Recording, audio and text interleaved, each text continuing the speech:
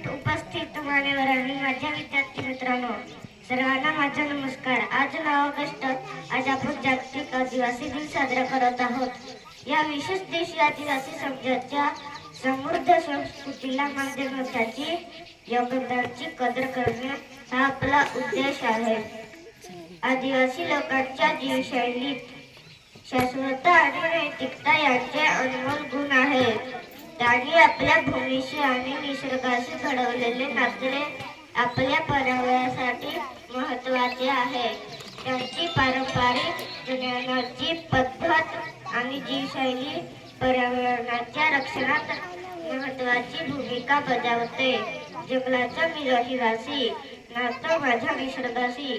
झाडे, वेली, पशु, पक्षी सारे आहेत माझे मित्र खरे। मंजू, पावरी, वाजे, आम्ही आहोत जंगलाचे राजे। जय आदिवासी, जय महाराष्ट्र।